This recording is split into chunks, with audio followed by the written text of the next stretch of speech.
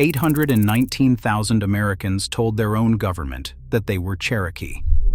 At almost exactly the same moment, the number of human beings left on this earth who could hold an ordinary conversation in the Cherokee language was somewhere around 2,000.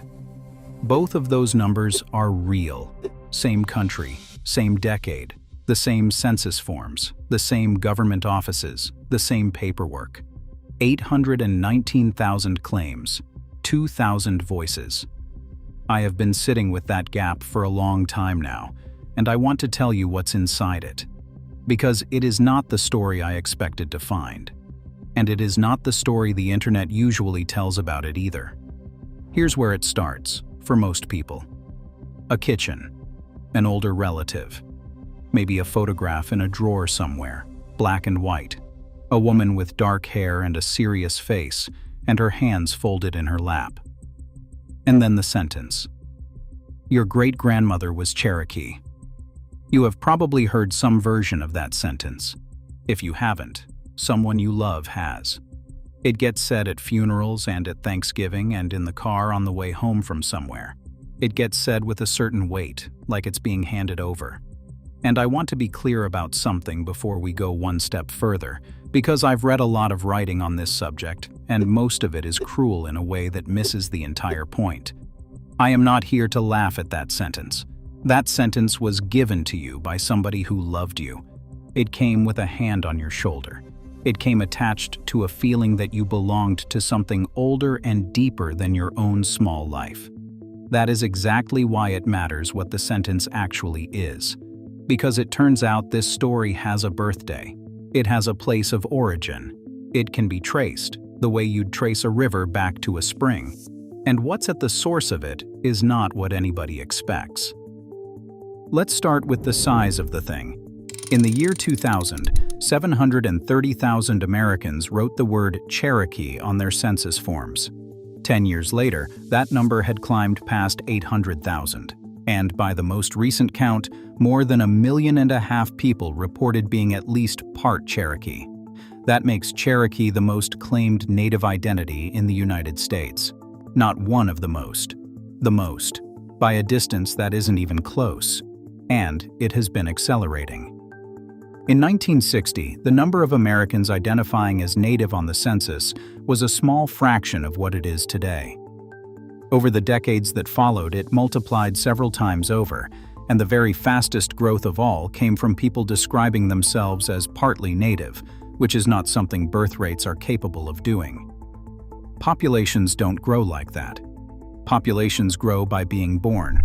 This one grew by being remembered. And the timing of it tells you something that's genuinely uncomfortable to look at directly. The surge did not begin back when it was dangerous to be Indian in America.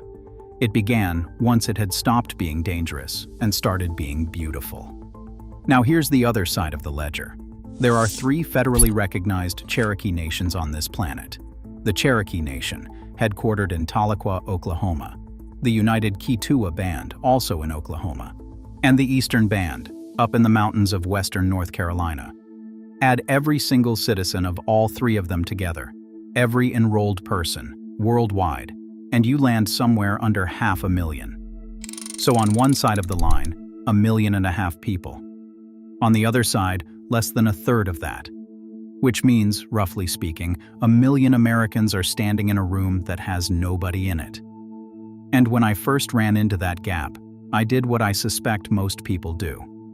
I assumed it was a story about liars, about people inventing an ancestor for attention, or for a scholarship, or for the vague social credit of being a little bit interesting at parties. That's not what this is. Some of it is, and we'll get to that part, and it's uglier than you'd think. But mostly, no. Mostly, what you are looking at is one of the strangest things a country has ever done to itself, and almost nobody participating in it has any idea that they're doing it. Because the story didn't begin with the people telling it. It began about 180 years ago. And crucially, this is the whole hinge of everything. It began after something. Go back to the 1820s. The Cherokee are living where they have always lived. Georgia, Tennessee, the Carolinas, Alabama, river valleys, hardwood forest, good bottom land. And to their white neighbors, at that moment, they are not romantic. They are not spiritual. They are not anybody's beloved great-grandmother. They are in the way. Gold turns up in North Georgia. The farmland is some of the best in the South. And the Cherokee have a written constitution, a capital city, a functioning court system, and absolutely no intention of leaving. So for 2 solid decades, the surrounding population regards them the way you regard a locked gate on a road you want to use. An obstacle, a nuisance, a problem with a solution. And they don't just refuse to go. They fight it the way a nation fights, with lawyers. They take their case against the state of Georgia all the way to the Supreme Court of the United States, and they argue that a state government has no authority whatsoever inside the borders of a sovereign nation. And they win. The court agrees with them. It is written down. It is decided. And it does not matter even slightly. I think about that more than almost anything else in this entire story. They did everything right. They did every single thing the country had told them to do. The Constitution, the courthouse, the newspaper, the schools, the farms, the lawsuit. They played the game precisely as it had been written down for them, and it bought them nothing at all. Then they're removed. And here is what historians found when they went back through the letters and the county records and the census interviews from the decades that followed. Almost immediately afterward, the 1840s, the 1850s, white Southerners begin claiming Cherokee grandmothers. In large numbers, all over the region. Not while the Cherokee were there. After. I want you to sit with how strange that is, because it took me a while. The same population, in the same counties, within about 15 years, went from treating a people as an inconvenience to be physically removed, to claiming to be descended from them. And very often, the ancestor came with a title. She was a princess. The Cherokee never had princesses. There was no such thing. No office, no role, no word for it. It was invented whole, in English, by people who needed a grandmother with a crown. And once you see what the story did for the people telling it, you can't unsee it. A Cherokee great-grandmother made you old here. It made you native to a place, in a region that was obsessed with lineage and deeply suspicious of newcomers. It made your family from this soil rather than merely on it. And as a bonus, it let you borrow a little of the Cherokee reputation for standing up to a federal government that you were, right about then, preparing to fight. I've gone back over that sequence more times than I can count, and it still lands like a stone in the chest. The story of the Cherokee grandmother is not a memory of the Cherokee. It is a memory of what was done to them, turned inside out, and worn. Now, there is a second version of this story, and it deserves its own moment, because it is not the same thing at all, and it would be lazy to lump them together. In Black American families, the Cherokee story runs just as deep, and behind it sits real documented history. Some Cherokee households owned enslaved people. When the removal came, enslaved people were forced west along that same road on the same winter. Afterward, the Cherokee freedmen, descendants of those families, were formally made citizens of the Cherokee Nation.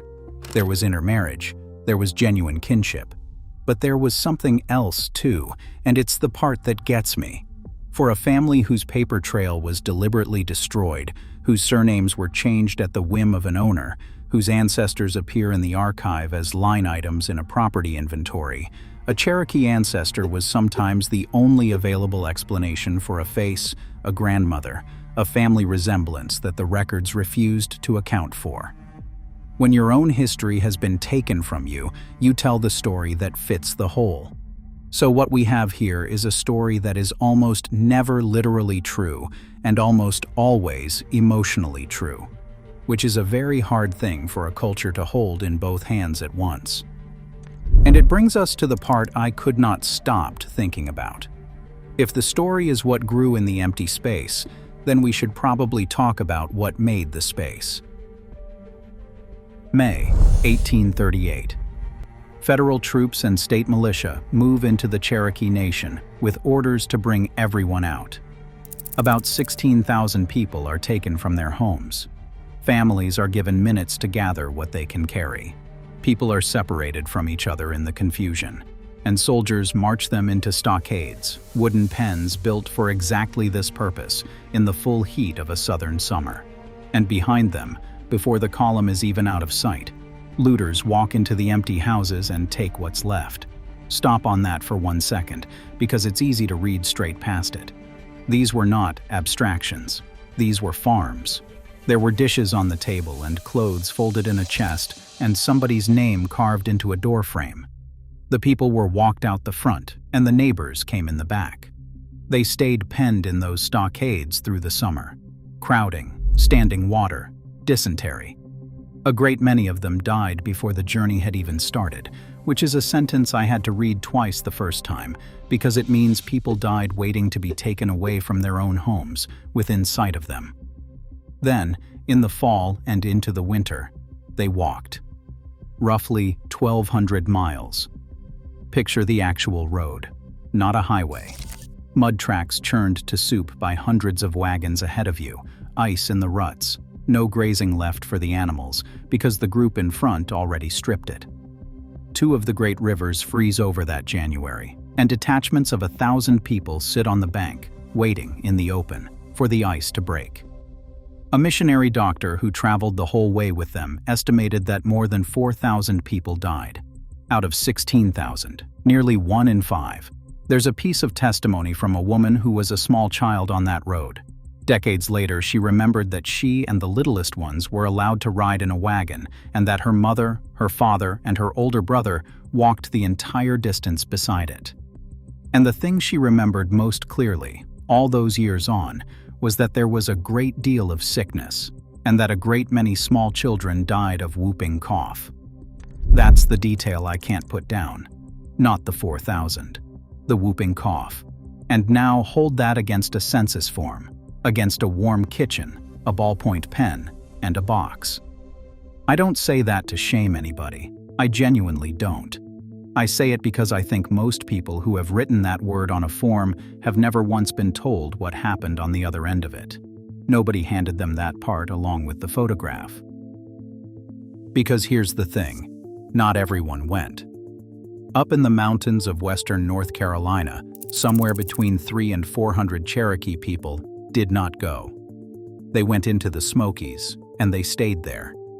And if you've ever been in that country, you know what that means. Steep hollows, laurel thickets so dense you can't push through them, creek beds under a canopy that closes over your head, ridge lines stacking away into fog until you honestly cannot tell where the mountain stops and the sky starts. It is extraordinary country to disappear into. It is very, very hard country to live in. Think about what that decision actually was. Not heroic, not cinematic. You are standing in your own house, and you have to decide, in the next few minutes, whether to take your children up a mountain with whatever is in your hands and live off that mountain through a winter, hunted, in silence, or get on the road. 300 or 400 people chose the mountain. One of them was a man named Tsali. There was a confrontation with soldiers. A soldier was killed, and Tsali went further up into the hills with his family. What happened next is the part that has stayed with me for months. He came back down. He was executed. And afterward, the remaining hidden families were allowed to stay. Whatever the exact details were, and they are argued over to this day, a man walked down out of the Smokies knowing what was waiting at the bottom, and the people up there kept their mountains. Those few hundred people are the ancestors of the eastern band of Cherokee Indians. That nation today has around 16,000 citizens living on land that a white lawyer bought back for them tract by tract over decades, using their money, held in his own name, because the law of the time would not permit them to own it themselves. 300 or 400 people, hiding in a mountain range. 819,000 people, on a form. Quick pause here, and then I promise we get to the part that actually matters most. This channel exists for exactly this, the 300 people in the Smokies, the stuff that got quietly left out of the version everybody got taught in school. If that's your kind of thing, subscribing genuinely helps me keep digging them up. Okay, because there's one more piece, and it's the reason I wanted to make this at all. Around 1810, a Cherokee silversmith named Sequoyah set out to do something that everyone around him believed was impossible. He could not read English. He could not read anything, in any language. He had watched white people put marks on paper and send meaning across distance and time, and he decided, more or less on his own, that Cherokee ought to be able to do that too. It took him 12 years. People thought he had lost his mind. He was accused of witchcraft. His work was destroyed at one point. He kept going. What he built was not an alphabet. It was a syllabary, 86 characters, one for every syllable that exists in spoken Cherokee. Which means there is no spelling, nothing to sound out. If you can speak the language and you learn the symbols, you can read, immediately. To prove it worked, he taught it to his young daughter, and they were separated and made to pass messages back and forth in front of witnesses. It worked. Within a week, the men judging him could read. As far as anyone can establish, this is the only time in recorded human history that a person from a society without writing sat down and invented a functioning writing system from nothing at all. One man. Once. In the entire record of our species. And I'd bet almost nobody watching this was ever taught his name. And then it went through the nation like fire. Within a few short years, an enormous share of the population could read and write. Within a decade, Cherokee literacy exceeded that of the white settlers surrounding them. By 1827, they had a written constitution in their own language. By 1828, they were printing a newspaper in 2 languages, side by side, on the same page. That is the nation that got marched into the stockades 10 years later. And here is where the language stands today. Across all 3 Cherokee nations, the number of first language speakers, people who grew up inside it, who dream in it, who reach for it before they reach for English, is somewhere around 1,500. The overwhelming majority are over 70 years old. The Cherokee Nation's own reporting says that in the last 6 years alone, they have lost more than 800 first language speakers. 800 in 6 years. So they are doing every single thing a government can do. They have built housing villages so that elderly speakers have somewhere warm and safe to live, because you cannot record a language from someone who is cold and unhoused. They've spent tens of millions of dollars on homes for speakers. They have recorded more than 900 people. They run an immersion school where children come out the other end speaking it. And still, the arithmetic is the arithmetic. 1.5 million Americans say they are Cherokee. About 1,500 people on Earth can speak Cherokee. That is 1,000 to 1. So, the question everybody asks at this point, can't you just take a test? No. And the reason why is more interesting than the answer. There is no Cherokee gene. There is no marker sitting in your blood that says Cherokee, because the thing you're asking about isn't chemistry. A consumer DNA test can sometimes suggest Indigenous American ancestry somewhere back in the fog. It cannot tell you which nation. Frequently, it cannot even reliably distinguish North America from South. The scholar who laid this out most clearly is Kim Tallbear, a citizen of the Sisseton Wahpeton Oyate, who wrote the book on what these tests can and cannot do. And her point rearranged how I think about all of this. No test can make you native, because belonging to a nation is a relationship, not a substance. It runs in both directions. It has to be mutual. A nation has to know you back. The Cherokee Nation's own standard isn't genetic at all. It's genealogical. You show a documented direct line to an ancestor listed on a specific historical roll taken at the turn of the last century. That's it. No percentage, no blood quantum. Just, was your person there on that list? And can you show the line from them to you? And now I have to give you the honest part, because a decent version of this story doesn't get to skip it. Some of the stories are true. There really are families who descend from someone on that roll and have simply never filed the paperwork. Registration officials at the nation have said so publicly for years. Nobody knows how many there are. It might be tens of thousands. It is not 800,000. The mathematics of it simply does not allow that, but it isn't zero either, and anybody who gives you a confident figure is guessing. So the honest answer to, was my great-grandmother Cherokee, is this. Probably not. But it is checkable. And the checking is genealogy in an archive with names and dates, not saliva in a tube. And I'll tell you what I find quietly moving about the people who actually go and do it. Because a fair number of them find nothing. They go looking for the woman in the photograph, and she is not there. Instead, they find a different woman from a different country who came over in steerage and had a hard life and never once got mentioned at any kitchen table. Which is its own kind of ancestor to have. And she was there the whole time, waiting, while everybody talked about somebody else. And then there's the part of this that isn't tender at all. The Cherokee Nation has compiled a list of more than 200 organizations in this country that present themselves as Cherokee tribes and are not. Some of them sell membership cards for a fee. Some have persuaded individual states to formally recognize them. And because of a gap in federal law, artists carrying cards from those groups can legally sell their work labeled as authentic Indian art, competing directly on the same shelf against actual Cherokee citizens. The Cherokee Nation's principal chief, Chuck Hoskin Jr., has been blunt about this for years. These are not tribes. And every year the nation spends real money and real hours fighting them. Money that is not going into the thing that is actually dying. That's where I'd draw the line, and I'd draw it hard. Your grandmother telling you a story at a kitchen table is not the same species of thing as a man selling tribal membership out of a P.O. box. One is a family's ache, the other is a business. So let's go back to that kitchen. The photograph in the drawer. The dark-haired woman with her hands folded. The sentence that arrived with somebody's hand on your shoulder.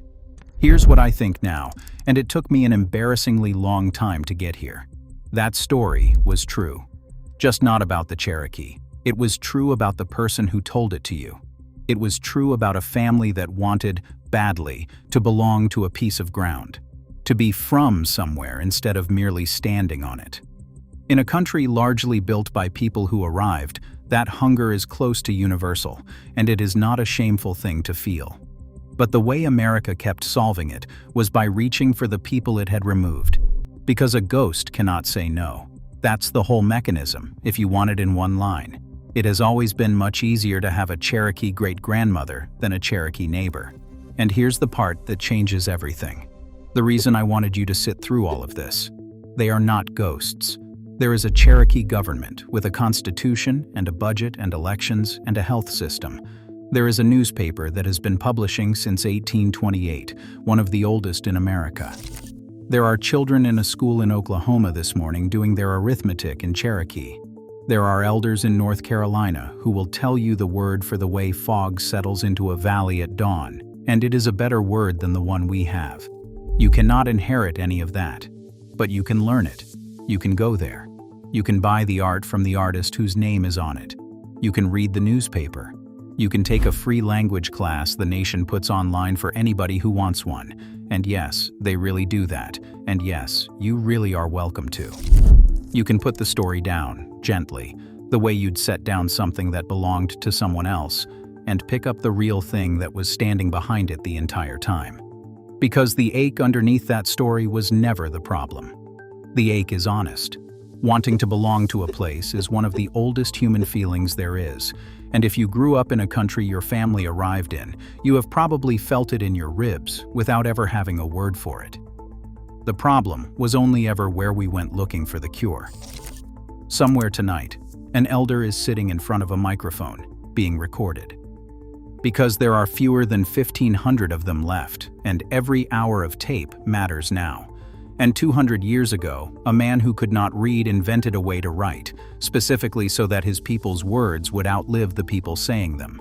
He was right. They're still here. The only question left is whether the rest of us will be quiet long enough to hear them.